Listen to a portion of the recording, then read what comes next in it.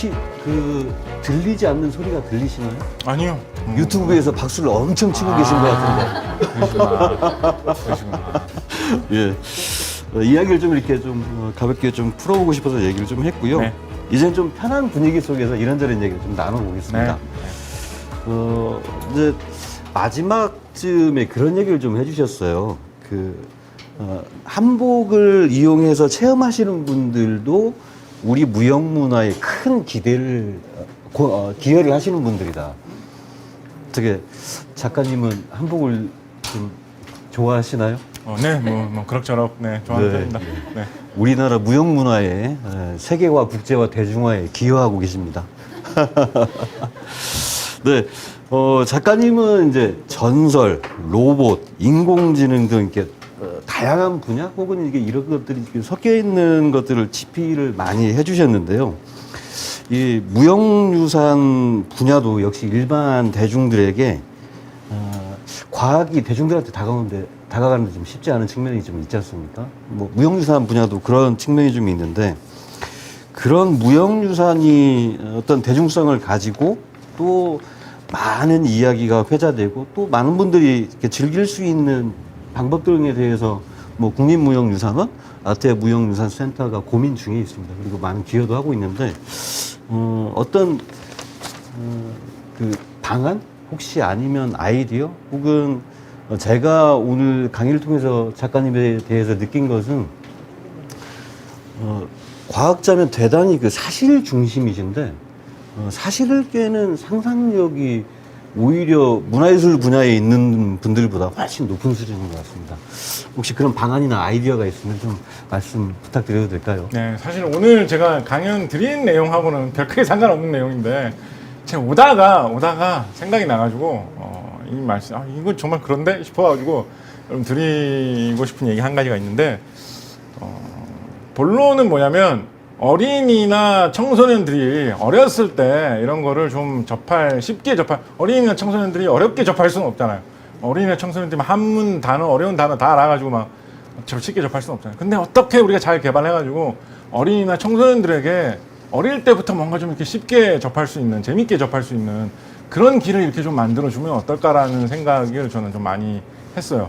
왜 그런 생각을 했냐면 제가 고등학교 때 정도에 어떻게 하다가 막 하여튼 이 이야기는 긴데 어떻게 하다가 판소리에 관심을 갖게 됐어요. 판소리에 관심을 갖게 돼가지고 이런저런 판소리들을 들어봤는데 심청가를 제가 그 완창하는 거를 어떻게 하다가 쭉 이렇게 한번 들었거든요. 심청가에서 맨 마지막 부분에 이제 심청가 맨 마지막 부분 어떤지 아시죠? 이제 그 눈 안 보이시는 심학규가 이제 죽은 줄 알았던 딸을 만나가지고 막 감동하면서 눈 뜨는 그 장면을 노래로 부르거든요. 다 아는 이야기잖아요. 뻔한 이야기, 다 아는 이야기잖아요. 그죠? 누구나 다 아는 이야기. 그게 반전이라고 생각하는 사람 아무도 없어요. 누구나 다 아는 이야기. 그런데, 그 노래 부르시는 그 소리꾼 그분이 그 부분을 노래를 부르면서, 우리 딸이 돌아왔단 말이냐, 막 눈물 흘리는 연기를 하면서, 한번 보자 이러면서 눈 뜨는 연기, 그 부분을 노래를 딱 부르니까 너무 감동적인 거예요. 나만 감동적인 게 아니라 그 판소리 보고 있는 관중들이 막 다 눈물 흘리고 있어. 막 다 아는 이야기인데 심청가 이야기 모르는 사람 어디 있습니까? 다 아는 이야기인데 결말 부분에서 그거를 소리꾼이 하시니까 감동. 나도 막 눈물 나올 것 같고 사람 막 직접 현장에서 보는 사람 막 감동 눈물 막 흘리고 있더라고요. 그거를 생각을 하면서 오늘 든 생각이 수십 번 들어가지고 뭐 패러디, 뭐 코미디, 뭐 심청가 이런 것도 많이 접해봤잖아요. 만화로 보는 거, 뭐 동화책에 나온 거, 뭐 온갖 버전으로 다 접해봤는데 수십 번 접해본 심청가 이야기도 판소리 오리지널로 들었을 때 결말 부분이 이 정도로 감동적인데 만약에 조선시대 사람이 심청가라는 게 있는지 모르다가 처음 어디 뭐 장터 같은 데 갔다가 이거를 쫙 듣고 이 결말 부분을 들었으면 얼마나 진짜 감동적이었을까. 진짜 막 전율에 막 밤잠을 못 이루지 않았을까 이런 생각 막 들더라고요. 요즘 시기에는 심청가에 노출이 안 되고 대한 한국인이 살 수는 없잖아요. 어린이들에게 이런 것에 대해서 좀 노출이 덜 됐을 때 진짜 그래서 심청이하고 아버지하고 마지막에 만날 수 있을까 없을까를 정말 모르는 사람들이 결말이 어떻게 되는지를 반전으로 느낀 어린이들한테 그거를 처음으로 경험을 줄 때 그 심청가 판소리의 감동을 거의 비슷하게 전해줄 수 있다면 얼마나 더 깊게 느껴질까 이런 생각 오늘 오면서 좀 했었거든요. 뭐 그렇게 하는 건 쉽지 않겠지만 원래 애들 들으라고 만든 것도 아니고 그렇게 하기는 쉽지 않겠지만 무형유산 분야에서 좀 그렇게 어린이 청소년들에게 좀 일찌감치부터 좀 쉽게 다가갈 수 있는 그런 거 뭔가 마련해 주는 것도 예를 들어 이번 요즘 유행한 이달치 밴드 노래 같은 것도 뭐 좋은 사례인 것 같고 그런 것도 참 좋겠다라는 생각이 해봤습니다. 네. 역시 뭐 떡잎부터 알아볼 수 있거나 애초에 싹이 잘 날 수 있도록 씨를 잘 뿌리자 이런 식으로 저희가 받아들일 수도 있을 것 같은데요. 정말 심청가를 누구나 다 듣나요? 아, 그러니까 이야기를 다 아니까요. 그 내용을 다 아니까요. 네네, 맞습니다. 이야기를. 맞습니다. 네네. 네. 요즘 참 그런 것 같습니다. 인공지능, 사물 인터넷, 빅데이터, 이런 정보통신 기술이 이제 경제, 사회 전반에 그냥 분야별로 나타나는 것이 아니고 융합되어서 또 이것들의 힘이 혁신을 통해서 이제 변화하는 형태로 나타나고 있는 것 같은데요. 만약에 이런 변화의 어떤 동력들, 기술들 혹은 융합적인 분위기들을 가지고 무형유산 분야에 적용해 볼 만한 것들이 있을까요? 아마도 이제 공학 박사이시고 또 실제로 그 작가이기도 하시고 요즘에는 사실 굉장히 사랑받는 방송인이기도 하시잖아요. 네. 한 말씀 좀 부탁드립니다. 저는 대단히 많은 기회가 열려 있는 느낌이고요. 네네. 정말 좀 고전적인 예부터 말씀드리면, 쇼 형식으로 요즘도 많이 하기도 하는데, 뭐 가야금 뜯는 뭐 로봇이라든지 뭐 이런 거 많이 하기도 하는데, 곧 안 있어 그게 좀 실질적인 의미가 오는 날이 올 것 같아요. 무슨 얘기냐면, 예를 들어서, 춤이다, 뭐 학춤이다라고 하면 어떤 지방의 학춤을 이제 계승을 시켜줘야지, 전수를 시켜줘야지 이어질 텐데, 학춤 배우려는 사람이 없을 수 있잖아요. 지역에 따라서는 예를 들어서 뭐 부산의 동네 지방의 동네 학춤은 뭐 배울 사람이 많이 있는데 울산 학춤도 있거든요. 울산 학춤은 배울 사람이 없어서 단절될 위기 이렇게 될 수 있잖아요. 그렇죠? 그럴 때 로봇에게 가르치는 거예요. 로봇에게 정말로 심지어 이런 것도 가능할 수 있을 것 같아요. 이 영상으로 딱 3차원적으로 다 찍어놓은 다음에 나중에 만능 춤꾼 로봇에게 그대로 따라하게 한다라고 하면 로봇의 그 춤을 공연장에서 보면 학춤 대가 120년 전에 돌아가신 학춤 대가의 몸짓 그대로 여러분 보시겠습니다라고 하면서 정확하게 따라하겠죠, 로봇은. 그런 시대가 머지않아 올 것 같습니다. 약간 황당한 이야기일 수도 있을 것 같지만 사실은 일부 이루어지고 있는 일이에요, 이미. 말씀드렸던 가야금 뜨는 로봇 이런 사례도 있지만 조금 더 현실적으로는 예전에 우리가 손으로 만들던 그런 무슨 공예품 같은 것들 이런 거 있잖아요. 이렇게 갈대 같은 거 이런 거 해가지고 복조리 만들고 이런 거 하던 거 요즘에 힘들어서 그렇게 못 만드는 데들이 많거든요. 어떻게 사람들이 일일이 그거 다 가공해가지고 손으로 엮어갖고 만듭니까? 살아남아가지고 상품화돼서 잘 퍼졌는데 보면 어떻게든지 다 기계로 자동 생산하는 것을 도입해가지고 만드는 곳들이 많이 있습니다. 어떻게 보면 사람이 하던 일을 최대한 비슷하게 이미 기계한테 시켜가지고 명맥을 이어가고 있는 것이기도 하거든요. 생각을 해보면 이미 그런 일도 이루어지고 있거니와 앞으로도 그런 비슷한 형식의 이용, 응용 많이 이루어지게 될 것 같고요. 그런 맥락에서 앞서 말씀드렸던 기록이나 공유 이런 게 더 중요해지지 않을까라는 생각도 해봅니다. 네. 이건 조금 다른 얘기이긴 한데요. 작가님 전공이 어떤 것이죠? 저는 화학 쪽 일 많이 했습니다. 화학 쪽. 네. 지금 그러면 이제 로봇공학 쪽에 약간 책임을 넘기시는 그런 느낌이네요. 네, 그렇습니다. 네, 말씀 중에 아마 그런 것 같습니다. 시대가 요청하거나 동시대에서 할 수 있는 것들이 무형문화가 이제 과거에 머물지 않고 상상해보면 정말 로봇이 살풀이 춤을 멋들어지게 춘다고 하면 오히려 과거의 원형을 정작화 모션 인식이나 이걸 해서 전수 과정에서 오는 그 오류의 전승 같은 것들도 역으로 방지할 수 있겠다는 효과들도 낼 수 있겠네요. 역시 다르시네요. 네. 이제 그런 반면에 이제 생활 방식도 과학기술하고 굉장히 밀접해지는 것 같습니다. 그리고 이제 그런 발전들이 단순하게 기능적으로 하는 것이 아니라 굉장히 이렇게 많은 창의성들을 가져오면서 최근에 보니까 모 전자회사는 이제 국내에도 인공지능 잔디깎기를 좀 만든다고 하던데요. 그러니까 이렇게 무형문화유산 또한 이렇게 지속 가능하도록 할 수 있는 뭐 현대적 창의성이 뭐 앞서 드린 질문하고도 일부 유사할 수는 있습니다만 과거로부터 현재까지 이어져 내려오는 무형유산원이 미래지향적인 창의성을 가질 수 있는 방법들이 좀 있을까요? 아, 이거 너무 어려운 질문이겠는데요. 예. 갈피를 못 잡겠는데요. 뭐라고 말씀드려야 될지. 예, 아시아태평양 무형유산센터에서 질문을 굉장히 심오하네요. 예, 높게 설정을 해주셔서 드는 생각 그냥 드는 생각 말씀드리면요. 네. 비슷한 얘기, 아까 변화 뭐 이런 얘기하면서 비슷한 말씀 드렸는데 이제 뭐 그런 인식도 요즘 거의 없어진 것 같은데요. 그래도 일부 분야 중에는 약간 그런 게 있는 것 같아요. 그런 상업화 해가지고 새로운 것으로 개량을 해가지고 성공을 거두는 사례가 생기면 이런 이야기 해도 되나? 좀 끔찍한 이야기긴 한데 솔직하게 말씀드리면 녹화에 대해서 보존되나요? 좀 톤 다운해서 이야기해야 되겠네요. 원형을 그대로 깊게 연구하시는 분들은 약간 거리감을 느낄 수도 있죠. 힘들어서 원형 그대로 보존해가지고 내가 이어온 것인데 그걸로 재밌게 해가지고 성공해가지고 대중들에게 알려주고 뭐 어디 해외에 뭐 엄청난 뭐 어디 문화재에 초대돼가지고 뭐 음반도 내고 하는 사람은 딴 사람이네. 저건 정통파도 아닌데 이상하게 섞어가지고 막 그냥 재미만 있게 한 것일 뿐인데 라면 좀 그런 느낌이 생길 수 있겠죠, 그죠? 그래서 그런 간극을 좀 좁히는데도 좀 적극적인 노력이 필요할 것 같아요. 뭐 한 정통이 무조건 우세다. 정통을 무시하고 돈 되는 게 너무 우세다라는 한쪽으로 치우칠 필요는 없을 것 같고 제가 보기에는 최대한 자유로운 그런 창작을 좀 받아들이고 허용하되 그건 또 정통과는 다른 것이다. 그래서 오히려 그런 게 유행하면 할수록 뭐 예를 들어서 자꾸 이름 들면서 죄송합니다만 이날치 밴드 뭐 이런 게 유행하면 저런 거 재밌는데 정통판 판소리에서는 수군가에서는 어떤 식으로 하는지 관심이 생기면서 연결되어 갈 수 있도록 그럼 다리가 되는 역할을 누군가 좀 충실하게 해주는 것도 필요할 것 같다.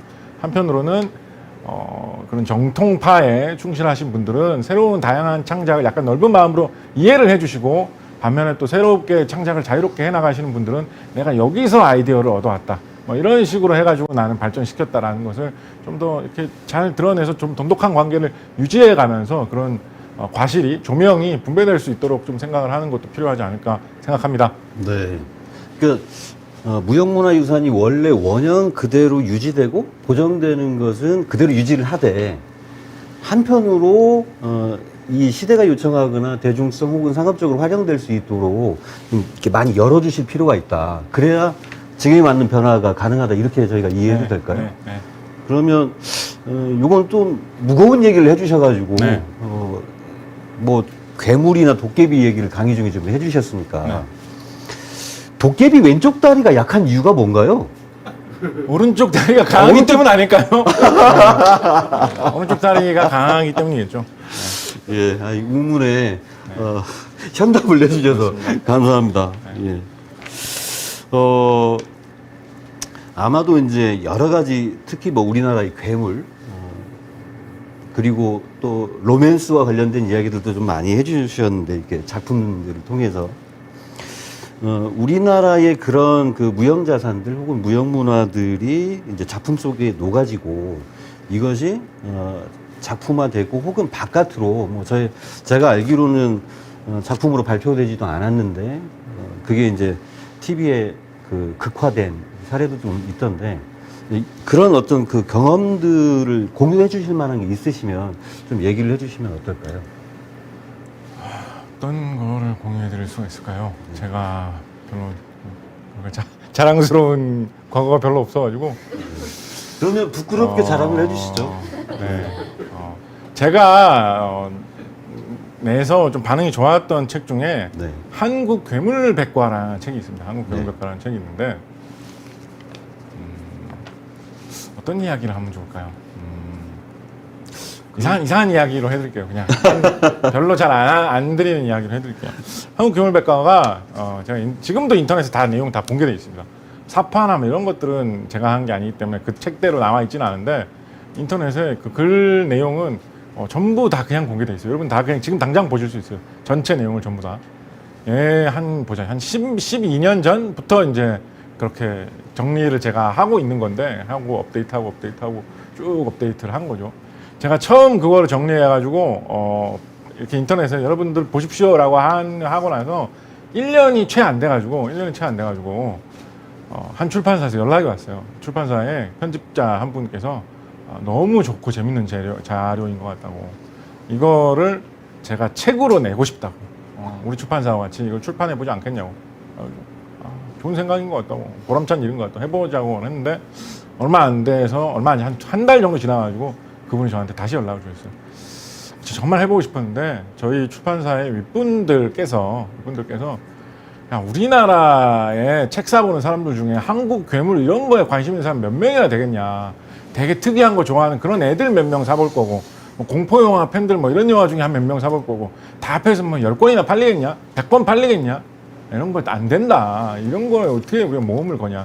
우리 돈 많이 벌면 나중에 돈 남으면 버리셈 치고 그때 하자. 그런 식의 반응이 와가지고 너무 하고 싶었는데 못하게 됐다는 거예요. 그래서 그러고 나서 한 해 정도가 지났어요. 딴 출판사에서 또 연락이 왔어요. 작가님 제가 인터넷 검색하다 우연히 한국개말백과라는 걸 봤는데 내용 너무 재밌는 것 같다고. 이거 저희 출판사에서 책으로 내보고 싶다고. 해보시라고. 좋은 생각인 것 같다고. 한 달 정도 있으니까 연락이 왔어요. 제가 열심히 해보려고 했는데 분들께서 이런 건 사볼 사람이 없다고 반대를 하신다고. 계속 이런 일이 났어요. 계속. 책이 나오기 전까지 이런 일이 제가 정확하게 되게 많이 있었는 것 같은데 제가 좀 명확하게 세볼 수 있는 것만 해도 한 6, 7번 있었던 것 같아요. 다 실무 담당자가 이거 재밌는데? 라고 하려고 했는데 윗분들은 이거 안 된다라고 해요. 2018년도였던 것 같아요. 어떤 출판사에서 또 연락을 주셨어요. 좀 이제 좀 어느 정도 이제 약간 냉소적이 됐겠죠, 그죠? 해보시라고 했는데 거기서는 됐어요. 거기서는 이야기가 쭉 이어져가지고 책이 나왔어요. 왜 됐을 것 같아요? 뭐 어떤 차이점이 있었을 것 같아요? 종래 출판사하고 여기는 뭐가 차이점이었을 것 같아요? 이분이 출판사 대표가 저한테 연락이 있어요. 대표가 그걸 보고 했기 때문에 한 거예요. 정확히 아시네요. 그랬어요. 그렇게 한 다음에 제가 그 출판사 대표분하고 친한 딴 출판사 대표분한테 나중에 밥 먹다가 차 마시다가 이야기를 전해 들었는데 이제 그 둘이 나중에 딴 데서 만나가지고 대표님 요즘 뭐 새로 공들이고 계신 책 없냐고 물어보니까 그 사람이 내가 곽지식 작가하고 한국 괴물백과라는 걸 준비하고 있다고 얘기를 하는 걸 듣고 그 딴 출판사 대표분이 이 사람 드디어 출판계에 쓴맛을 한번 보겠구나. 한국 괴물백과 이런 거 누가 산다고. 책이 내용도 투스하고 사파도 들어가고 하니까 돈은 많이 들 텐데 참 예술 해보겠다고 설치다가 쓴맛을 보겠구나라고 속으로 생각했는데 선배라 가지고 그렇게 말할 수는 없고 그냥 그러시냐고 하고 말았대요. 진짜 그런 게 잘 되리라고는 상상도 못했는데 책이 잘 됐거든요. 책이 잘 돼서 많이 팔렸어요. 뭐 어마어마하게 많이 팔린 건 아닌데 요즘 책 워낙 안 팔리는 분위기 아니에요. 요즘 금년에 책 한 권이라도 돈 주고 사보신 분 몇 분 계세요? 2019년 기준으로 대한민국의 성인의 40%는 1년에 책 한 권도 안 사본다고 합니다. 여러분 그러니까 책 안 사보셨다고 그렇게 부끄러워하실 필요 없어요. 그냥 평범한 한국인인 거예요. 그런데 그거에 비하면 한국 괴물백과는 되게 잘 됐었거든요. 그래서 그런 생각을 해봅니다. 이런 우리의 문화유산이 경쟁력이 있고 상품화가 될 수 있다라는 거를 문화판에 있는 사람들이 오히려 더 모르는 경우도 있구나. 옛날 이 문화판 잘 안 되잖아요. 돈 잘 안 되잖아요. 그죠? 그러니까 안 되는 관성에 이렇게 취해가지고 진짜 될 만한 아이템을 고르고 골라가지고 온 정성을 다 기울여서 책을 내도 요즘 출판 시장 어려워가지고 책 다 안 팔리는데 뭐 한국 괴물백과 그게 될 거라고 그 관성으로 가가지고 새로운 시도를 못하는 그런 것도 있구나. 뭔가 이런 것에서 용기를 줄 수 있고 신선하고 새로운 시도를 자꾸 할 수 있는 뭐 그런 게 필요하겠구나. 라는 그런 생각이 들었습니다. 네. 그 뭐 예를 들자면 출판업계가 가지고 있는 기존의 틀을 괴물백과가 깨는 어떤 효과도 있었다고. 그렇게 말하면 좀 과장인 것 같고요. 너무 많이 갔나요? 네, 그런 틀이 깨지는 그런 분위기 속에서 네. 약간 좀 된 것 같습니다. 네. 뭐 아까 책 이야기 잠깐 하시다가 40%밖에 안 산다고 하셨는데 아마도 제가 보기에는 앞에 계신 분들은 뭐 다 사시는 걸로 말씀 중에 잠깐 이런 생각이 좀 들었습니다. 그러면 그 괴물백과에 굉장히 많은 괴물들이 나올 텐데 가장 사랑하는 괴물이 있을까요? 무형유산하고 큰 관련은 없는 것 같기도 한데 네. 사랑하는 괴물 뭐가 있을까요? 사랑하는 괴물 괴물 백과 책에 나오는 건 아닌데 책에 나오는 무형유산하고 관련 있는 이야기를 해야 되니까 책에 나오는 괴물은 아닌데 최근에 제가 재밌는데 싶어가지고 이제 정리를 해가지고 인터넷에 업데이트한 내용인데 지금은 그게 어떻게 하다 보니까 사라져 버린 것 같아요. 근데 예전에 지금도 강릉의 단오제라는 게 유명하죠, 그죠? 지금도 유명한데 과거에는 강릉의 단오제가 유명한데 강릉에서 좀 이렇게 남쪽으로 내려와서 삼척 지방에도 단오제가 못지않게 강릉 못지않게 어쩌면 더 유행을 했다고 하는데 조선 후기 때까지만 해도 삼척에서 단오제를 하면 특별하게 모시는 신이 있었는데 신령이 있었는데 그 신의 모습이 뭐였을까? 어떠했을 것 같아요? 어땠을 것 같아요? 오금잠이라고 해가지고 까만색 비녀를 신으로 섬겼다고 하는 것 같아요. 까만색 비녀인데 막 이렇게 또 옷을 입히고 뭐 이런 식으로 한 것 같기도 하고 이게 비녀 신의 몸이다라고 하면서 뭐 이렇게 인형 같은 것도 만들었던 것 같기도 하고 동네 무당이나 이런 분들이 비녀가 어떤 그런 말을 하고 춤을 추는 그런 동작을 막 만들어가지고 이렇게 하면서 구슬하고 뭐 이런 게 단오제에 중요한 그런 걸로 자리 잡고 있었다라고 하거든요. 그래서 조선시대 기록에도 그런 게 있어요. 도대체 이 동네 사람들 왜 이런 거를 시작했는지 알 수는 없는데 전해져 내려오는 바에 따르면 뭐 신라 시대 때 어떤 공주가 뭐 어떤 뭐 이상한 일을 겪었는데 그 공주의 어떤 그런 기가 응축된 게 그 공주가 남긴 그 까만색 비녀기 때문에 그 비녀를 뭐 어디 뭐 잘 모셔놓고 뭐 어떻게 뭐 이런 이야기가 조선시대 때부터 있었다라는 뭐 그런 게 있거든요. 재밌는 이야기인 것 같아요. 네. 비녀가 어떤 그런 형상화 돼가지고 신처럼 이렇게 활동을 한다라는 게 재밌는 것 같아요. 네. 그렇네요. 네. 사람이 비녀를 쓰는 게 아니라 비녀가 사람을 네, 옮기는. 약간 그런 느낌으로 네. 재밌는 것 같아요. 네. 비녀가 막 옷을 입고 막 춤을 춘다 약간 이런 느낌 네. 그런 거 재밌는 것 같아요. 네. 괴물 이야기 하시니까 눈에서 광선이 나오시네요. 그렇습니까? 네. 굉장히 그러니까 괴물에 대한 그러니까 무형 문화가 형상화되는 굉장히 중요한 그 재료 중에 하나잖아요. 네. 아마도 시간이 좀 흐른 후에 작가님은 우리가 책 속에서 봐야 되는 미래의 괴물이지 않을까. 긍정적인 의미의 네. 그런 네. 생각도 좀 네. 잠깐 해봅니다. 네. 다시 이제 본류로 돌아가세요. 네. 유네스코가 이제 2003년에 무형문화유산을 이제 보호하기 위한 국제 협약을 비준을 했고, 국가뿐만 아니라 이제 무형유산 보호를 위해서 단체, 공동체 그리고 개인의 참여를 이제 독려를 하고 있다고 합니다. 근데 무형유산이 창의적인 이 계승이 조금 앞서 말씀드린 대로 좀 굉장히 어려운 상황이 좀 있고 또 그게 가치를 만들어내고 또 국가 혹은 공동체 개인 차원에서 이게 이제 공동체 안에 삶 속에 녹아나서 좀 미래로 또 이어져야 될 텐데 좀처럼 쉽지 않은 것 같아요. 그 공동체 속에서 이 무형 문화가 지속적으로 살아남을 수 있는 어떤 좋은 생각 혹시 있으시다면 좀 말씀을 좀 부탁드리겠습니다. 이거 너무 어려운데? 네, 너무 어려운데요? 너무 무형유산센터 질문이 질이 정말 공동체. 엄청납니다. 네. 공동체까지 고려를 야 공동체까지 왜냐면 제 질문을 드리는데도 굉장히 어려웠어요. 그러게요. 지금. 네네. 공동체까지 고려를 해서 참 사실 뭐 아무 얘기 안 할 수는 없잖아요. 아무 얘기 안 할 수는 없잖아요. 그죠? 뭐라도 제가 좀 해주십시오. 뭐라도 예, 예. 뭐라도 얘기할게요. 뭐라도 제입장도 좀 얘기할게요. 고려해 주셔서. 아무래요. 네, 뭐라도 얘기할게요. 저는 요즘 들어서 좀 많이 하는 생각인데 우리가 이제 한국 문화를 이제 세계에 많이 알리자 이런 거 뭐 한 4, 50년 한 것 같아요. 한 70, 80년대부터만 생각을 해봐도 반대 방향도 좀 더 많이 생각해 볼 필요 있는 것 같아요. 요즘 우리나라에 외국인들도 많이 있고 다문화 가정 이런 식으로 해가지고 한국에 정착해서 사시는 분들도 많이 계시잖아요.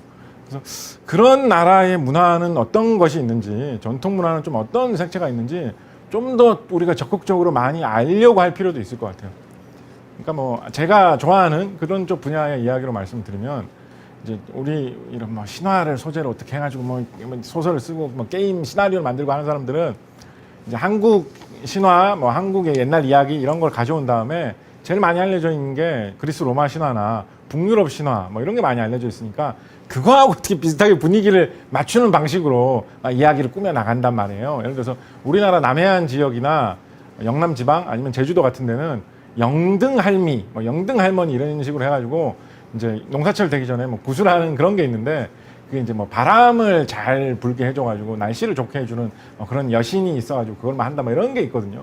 이제 그렇게 하면 그걸 약간 뭔가 바람의 여신 막 이런 느낌으로 좀 가져와가지고 뭔가 이런 그리스 로마 신화나 북유럽 신화에 나오는 어떤 날씨의 신이나 바람의 신 같은 그런 듯한 느낌으로 약간 이해를 하면서 뭔가 새로운 한국의 이야기를 더 꾸며보려고 하고 이런 식으로 많이 하거든요. 그리스 로마 신화 제일 많이 알려져 있으니까. 근데 우리나라에 발붙이고 사시는 외국에서 오신 분들 많이 계신데 그분들한테 더 친숙한 이야기, 그런 고유 문화의 이야기가 우리 문화 속으로 더 많이 유입된다면, 예를 들어서 그럼 베트남 신화는 어떤 재밌는 게 있을까? 몽골 신화는 어떤 더 재밌는 게 있을까? 필리핀의 신화 중에는 뭔가 재밌고 신기한 게 없을까? 이런 것들을 보다 보면 오히려 더 우리 옛 이야기나 우리 문화와 어울렸을 때 더 잘 맞아들면서 더 좋은 아이디어를 줄 수 있는 것들이 분명히 많이 있을 거예요. 그렇게 엮다 보면 자연스럽게 같이 우리 엮여서 살고 있으니까 지금 현재에 엮는 게 더 자연스럽고 좋은 결과로 보이는 것도 나올 수가 있고, 그런 식으로만 생각해봐도 좋은 예시를 말씀드린 것 같지는 않은데 그런 식으로만 생각을 해봐도 우리 문화 알리는 거 세계에 많이 한 만큼 한편으로는 특히 우리나라에 발붙이고 살고 계시는 그 분들이 들여올 수 있는 외국의 어떤 무형유산, 네. 무형문화유산에 대해서도 조금 더 우리가 적극적으로 알려고 노력할 필요도 있겠다라는 네. 생각도 해봅니다. 네. 그러면 이제 많고 다양한 문화를 우리가 이해를 하고, 그리고 문화가 섞이면서 그런 것들을 이제 서로 회장하고 있는 이야기로부터 공동체가 시작하는 어떤 계기 같은 것들이 될 수 그렇죠. 있겠네요. 네. 네. 그 말씀 중에 게임 얘기를 잠깐 해주셨어요. 네. 무형유산이 가지고 있는 이야기 혹은 이것들이 현대적으로 옮겨졌을 때 뭐 어떤 분이 그런 얘기를 하더라고요. MMORPG 게임은 사실 디지털 세상의 공동체를 위해서 애시당초에 계획이 되었었다, 이렇게 돼 있는데, 뭐 바람의 신, 또 우리나라의 역사, 이런 얘기들이 게임 속에 기저에 흐르는 어떤 중요한 재료로 사용돼도 현대에 맞게 좀 변형이 될 수 있겠네요. 네, 알겠습니다. 생각합니다. 네, 혹시 죄송한데 스태프분께서는 얘기가 너무 재밌어서 언제 끝날지 모르겠으니까 시간을 알려주시면 감사하겠습니다. 이제 아마도 거의 다 뒤로 가고 있는 것 같은데요. 앞서서 이제 로봇이 우리의 몸짓을 조금 더 보여줄 수 있겠다, 이런 얘기도 좀 해주셨는데요. 최근에는 빅데이터, 인공지능, 이런 것들이 뭐 일상생활에 직접 들어와 있다기보다는 일상생활의 정보들을 이용을 해서 기업들이 많이 이용하고 있는 것 같은데요. 이 무형유산이 혹시 이런 빅데이터나 인공지능을 통해서 과거로부터 현재를 잇거나 현재로부터 미래를 잇는 어떤 방법 같은 것들이 좀 있을까요?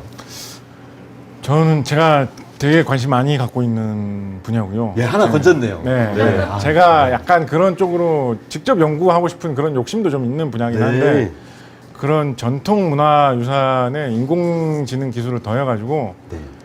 연구를 해보고 새로운 가치를 찾아내는 거, 이런 거 저는 할 거 정말 많을 것 같아요. 네. 좀 되게 극적이고 약간 놀라운 그런 사례 하나 말씀드린다면, 여러분 그 인공지능으로 해보는 재미있는 뭐 그런 거 중에 그런 거 많이 해보셨을 거예요.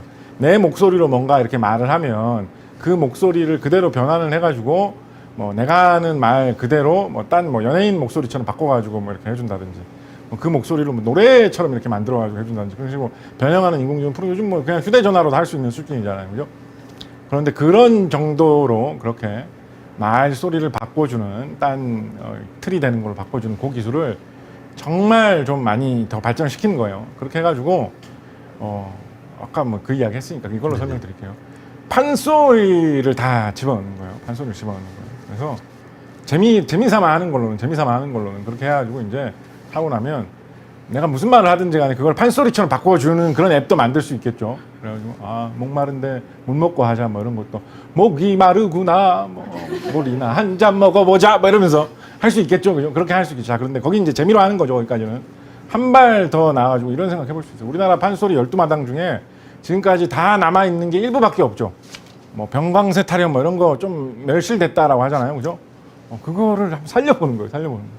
지금도 복원하시는 분들 있죠. 지금 복원하시는 분들은 그 복원하시는 분들 자신의 어떤 그 감과 전문가로서의 어떤 통찰력과 그거를 이용을 해가지고 이제 복원을 하시잖아요. 이런 정도의 노래 가사면 약간 이런 느낌으로 노래가 가야지 맞겠다. 판소리는 그런 느낌이니까로 하잖아요, 그죠? 근데 그 방향 뭐 좋은데 한편으로는 빅데이터, 인공지능 기술을 네네네. 이용을 해가지고 네. 다른 판소리들의 전체적인 패턴을 컴퓨터로 인공지능으로 객관적으로 분석을 해보니까 판소리라면 이런 식으로 가는 멜로디가 붙는 게 맞겠다라는 식의 결론을 한번 뽑아 봄직도 하죠. 네네. 그게 좀 재미있는 참고 자료처럼 될 수도 있잖아요. 그런 식으로 굉장히 많은 분야에서 우리가 몰랐던 것을 새롭게 알게 하는데 잃어버린 것을 되찾는데 또 객관적으로 분석이 잘 안 되던 것을 객관적으로 분석을 하는데 네네. 인공지능 기술, 빅데이터 기술 마음껏 사용할 수 있게 될 것 같습니다. 네네네. 말씀 감사합니다. 그 인공지능 말씀 주시니까 그 왜 녹색 쓰는 네이놈 있잖아요. 네, 네. 거기에 저 이미지 검색을 해서 저를 한번 딱 해보니까 네. 굉장히 불쾌한 이미지가 나오더라고요. 여러분들도 한번 재미삼아 한번 해보십시오. 재미는 있습니다. 그러니까 말씀 주신 대로 과거의 것들을 현재에 쌓고 예를 들어서 12바탕이 있다면 현대의 13바탕을 네네네. 빅데이터나 인공지능을 통해서 아마 나올 수 있겠다. 네. 그리고 특히 여기 국립무형유산원의 원장님이 와 계시고 또 아시아 태평양 무형유산센터의 총장님도 와 계시니까 이 방금 전에 말씀드렸던 빅데이터와 인공지능 관련해서 연구비를 좀 만들으셔가지고 해보고 싶으시다는 또 의지가 있다고 하시니까 어떻게 조금 의지는 많으신 것 같아요. 말씀 중에. 네, 그렇습니다. 예. 네. 네. 그래서 한번 따로 우리 장님들께서 만나셔서 한번 의뢰를 해보시는 것도 좋겠다 이런 생각을 좀 해봅니다. 이곳이 이제 국립무형유산원이라고 하는 곳인데요. 2017년부터 세계 무형유산 포럼을 전주에서 지속적으로 하고 있습니다. 올해 또 포럼의 자문위원을 맡아주셨다고요? 네. 네. 뭐라고 하시면서 부탁을 하시던 거예요? 전문위원 하시면 좋겠다고 하셔서. 네. 아, 굉장히 깔끔하고 네. 클리어하게. 네. 그래서 다른 얘기 안 하시고 네 이렇게. 네. 네. 알겠습니다. 네. 그리고 이제 거기에 있는 주제가 융합과 창의의 시대, 무형문화유산의 재발견. 그러니까 융합과 창의의 시대 때문에 아마 작가님이 또 이렇게 자문위원으로 활동하시게 됐을 텐데요. 제가 궁금한 게 하나 있는데, 왜냐면 너무 일로만 이렇게 대담 프로그램이 이루어지면 재미가 좀 없잖아요. 네. 작가님 이력을 좀 살펴보다가 네. 140자 소설을 봤어요. 네. 근데 어떤 계기로 140자 소설을 이렇게 쓰시게 된 계기나, 저는 읽을 때 되게 좋기는 하더라고요. 근데 시하고는 또 다르게 그 안에 서사가 또 있지 않습니까? 네. 좀 여쭤봐도 될까요? SNS 중에 트위터라는 SNS가 있죠. 처음 나왔을 때는 되게 신선한 느낌이었습니다. 네. 얼핏 생각하면 되게 불편할 것 같은데 말을 140자라는 한계로 짧게밖에 못한다니 되게 불편할 것 같은데 오히려 그러니까 사람들이 부담 없이 말을 툭툭 던질 수가 있어가지고 네. 더 막 아무 말이나 하고 막 이러다 보니까 부작용도 많이 생기지만 그렇죠. 재미도 있는 막 이렇게 되었는데 네. 초창기에 이제 그게 이제 유행을 하다 보니까 미국 사람들이 먼저 시작했던 것 같아요. 이 트위터 140자 안에서 소설도 가능하지 않겠느냐. 네. 원래 뭐 세상에서 가장 짧은 소설 뭐 이런 거 뭐 예전부터 전통이 있었고 저는 SF 좋아하는 편인데 소설 중에서 SF에서도 뭐 세상에서 가장 짧은 SF 뭐 이런 거 있거든요. 네. 그런 전통이 있기 때문에 약간 작가들이 뭐 이런 뭐라 그럴까요? 좀 스턴트 같은 그런 느낌으로 스턴트. 140자 안에서 소설을 써보자라는 이런 게 네. 미국 사람들이 먼저 좀 한번 이렇게 약간 유행했던 적이 있었거든요. 네. 그거를 보고 따라한 한국의 작가들이 좀 있었어요. 작가 아닌 네. 분들 중에서도 뭐 그런 거 하는 분도 있었고 그러다 보니까 저도 재밌는 것 같아가지고 나도 한번 따라 해봐야지 라고 하면서 따라 해봤는데 어찌저찌 하다 보니까 그 다른 분들은 대부분 그렇게 유행할 때 한두 개씩 하고 말았는데 네. 좀 이상하게 계속하고 있어요. 예. 그래가지고 그걸로 책도 내고 뭐 어떻게 꾸준히 뭐 지금도 하고 있네요. 네, 그렇습니다. 아마 굉장히 그 가지신 성품이 집요해서 그러지 않을까요? 그럴 수도 있겠죠. 왜냐면 그럴 수도 그 있겠죠. 국내 가장 유명한 대학을 8학기를 하셔야 되는데 5학기 만에 그냥 해치우셨어요. 예, 얼마나 집중력이 강하시면. 네. 죄송합니다. 네, 앞으로 네. 찌른 건 아니죠? 아니, 아닙니다, 아닙니다. 네. 아닙니다. 저는 뭐 참고로 8학기를 더 다녔으니까 네. 부러울 따름입니다. 네. 네. 약속된 시간이 이제 얼마 남지 않았는데요. 혹시 TV 채널에 올라와 있는 질문이 있으면 얘기를 해주시고, 혹시 이 자리에 함께 해주고 계시는 분들께서 궁금한 점, 혹은 제안하고 싶은 점, 혹은 뭐든 괜찮을 것 같습니다. 뭐 질문 있으시면 좀 해주시겠어요? 네. 이제 본업이 있으시잖아요. 어쨌든 지금 회사에서 이제 회사원으로 근무를 하시고, 근데 또 이제 어떤 게 본업인지는 제가 판단할 수 없는 부분이지만, 다른 시간에 이제 글을 쓰시고 창작을 하시는데, 제가 생각하기에는 이제 일에 몰두하거나 하다 보면 좀 상상력을 잃거나 창의력을 잃게 되는, 그러니까 이게 뭐 업무에 집중을 하다 보면은 휴식 시간이 없을 수도 있고 해서 그런 부분이 있다고 생각을 하는데, 혹시 이제 평소에 생활하실 때 어떻게 하면 창의력과 상상력을 좀 유지하고 발전시킬 수 있으셨는지 그런 팁이 있으시다면 아, 네. 알려주시면 감사하겠습니다. 아, 이런 어려우신가요? 질문- 아니요. 네. 괜찮으시죠? 네. 보통 이런 건 딴 행사에서 주는 질문인데 일단 뭐 하나 좀 정확하게 짚고 넘어가면, 제가 얼마 전까지 회사를 다니다가 지금 회사 좀 쉬면서 딴 직장 알아보고 있는 중이고요. 지금은 근데 뭐 얼마 전까지 회사 다녔으니까요. 일단은 회사 다니는 게 창의력 자체에는 더 좋아요. 왜냐하면 정말로 그래요. 이거 진짜 이거 녹화돼서 남으면 좀 곤란한데. 그렇지만 솔직하게 말씀드릴게요. 회사 생활을 이렇게 꾸준히 하면서 하다 보면 여러 자기가 일하고 있는 분야의 실생활에서 새로운 경험들을 계속하고 마주치는 사람들을 계속 보잖아요. 그런 게 다 삶의 새로운 현장감 있는 경험이 되고 소재가 되는 거예요. 만약에 내가 이런 경우 생각해 봅시다. 이런 사람 거의 없습니다, 우리나라에. 그런데 이런 경우 생각하면 내가 정말 나는 글쓰기에 뜻을 두고 있어가지고 뭐 국문학과를 들어와가지고 글쓰기를 열심히 연마했는데 대학교 4학년 때 신춘문예에 당선이 돼가지고 등단을 했고, 그러고 나서 쭉쭉 잘 나가가지고 작가로서 일하는 외에 어떠한 일도 안 하면서 살아왔다. 이 사람은 글 쓰는 사람들 사이에서 둘러싸여가지고 작가로서 고민해본 그것이 자신이 성인이 돼서 산 인생의 모든 것입니다. 이런 사람이 경험하고 느끼면서 써내는 이야기와 회사를 다니면서 오늘도 상사에게 치이고 후배에게 도전을 당하면서 받는 그 경험이 녹아있는 사람이 쓰는 이야기의 생동감이 다를 수밖에 없죠. 그래서 그런 딴 직업을 갖고 있고 일상생활을 하는 게 오히려 창의력 면에서는 도움이 오히려 됩니다. 오히려 거의 대부분 다 인정할 거예요, 사실. 도움이 오히려 됩니다.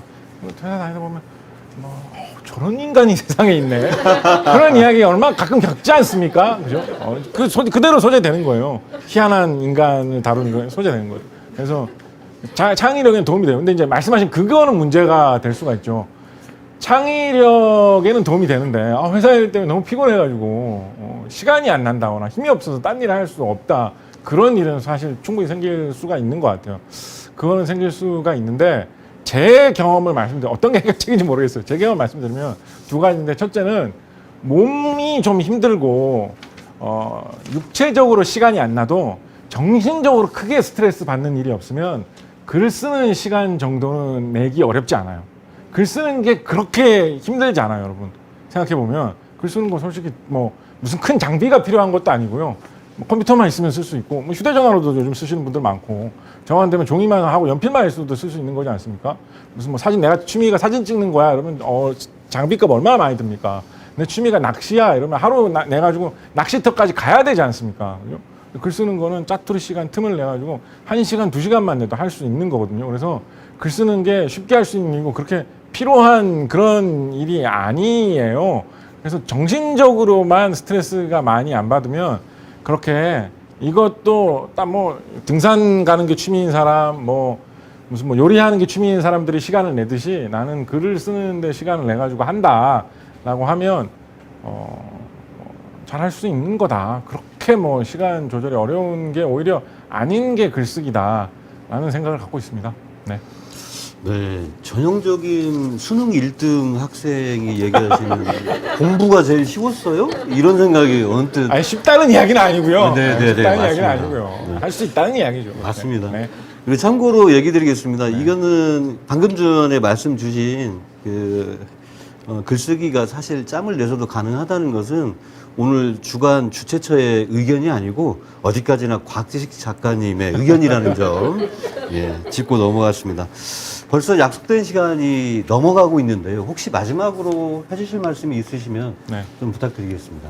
불러주셔서 정말 감사하고요. 이 기회를 통해서 한국의 문화유산에 대해서 여러분들이 많이 관심을 가질 수 있는 계기가 되셨으면 좋겠고, 한편으로 우리 또 유네스코하고 관련 있는 행사니까 이 기회를 통해서 우리가 그동안 별로 관심이 없었던 해외의 다른 나라의 문화에 대해서도 좀 더 가깝게 관심을 가질 수 있는 계기가 된다면 더욱 좋을 것 같습니다.